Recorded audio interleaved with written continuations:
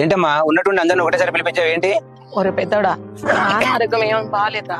ఇన్ని రోజులు బాగున్నప్పుడు మేము చేసుకొని తిన్నాం. ఇప్పుడు ఏమైనా చేత కావట్లేదు, అసలు ఆయన ఆరోగ్యం ఏమైనా బాగాలేదా? అందుకే పిలిపించాను. అయితే ఇప్పుడు మమ్మల్ని ఏం చేయమంటావమ్మా? ఈ విషయం ఏదో ఫోన్లోనే చెప్పొచ్చు కదమ్మా, ఇక్కడ దాకా రమ్మటం ఎందుకు? అది కాదు శంకర్, హాస్పిటల్కి వెళ్ళాను, సర్జరీ చేయాలన్నారు. సర్జరీకి 10 లక్షలు ఖర్చు అవుతుందంట. నా రక్తాన్ని చెమటగా మార్చి మిమ్మల్ని అందరినీ ప్రయోజకులుగా కోటీశ్వరులుగా తీర్చిదిద్దాను. మరి ఇప్పుడు నా ఆరోగ్య పరిస్థితి బాగాలేదు కాబట్టి ఈ విషయం మీకు చెప్పాలనే మీ అమ్మ మిమ్మల్ని పిలిపించింది కదా. అమ్మా, ఇప్పుడున్న మోడర్న్ యుగంలో కోట్లు సంపాదించిన మా ఇంట్లో ఖర్చులకే సరిపోవట్లేదు. అలాంటిది మీరు హాస్పిటల్ ఖర్చులు అంటే మా వల్ల కాదు. కావాలంటే చిన్న అడగండి. అదేం శోభన్ అలా మాట్లాడుతున్నారు? మీరంటే ఇద్దరే, మాతో పాటు మా అమ్మ నాన్న కూడా ఉంటారు. మాకు ఖర్చులు ఎక్కువ ఉన్నాయి. అవునరా, మీరంటే ఇద్దరే, మేమేందంటే అత్త మామలు కూడా చూసుకోవాలి. ఒకసారి పెద్ద అన్నయ్య కూడా అడిగి చూడండి.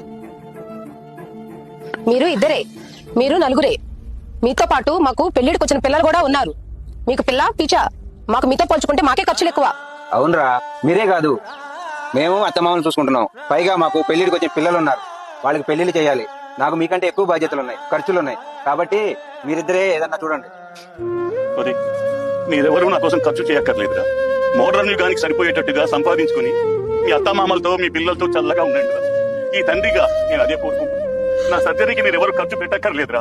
ఒకవేళ పొరపాటు చనిపోయిందా, నా దహన సంస్కారాల కోసం మీరెవరు బాధపడరు. ఎవరో ఒకరు దహన సంస్కారాలు చేస్తారు. చెమట దారిపోసి ప్రాణంగా పెంచుకున్న కొడుకులకి కష్ట సమయాల్లో కన్నవారు బరువైనప్పుడు ముగ్గురు కొడుకుల్ని పెంచి ప్రయోజకులు చేయడానికి తల్లిదండ్రులకి బరువు అనుకుంటే ఏం జరిగేదో మీ ఊహకే వదిలేస్తున్నా. తల్లిదండ్రులు దైవాలు అనుకోకపోయినా పర్వాలేదు, కనీసం మనుషుల్లా చూడండి చాలు.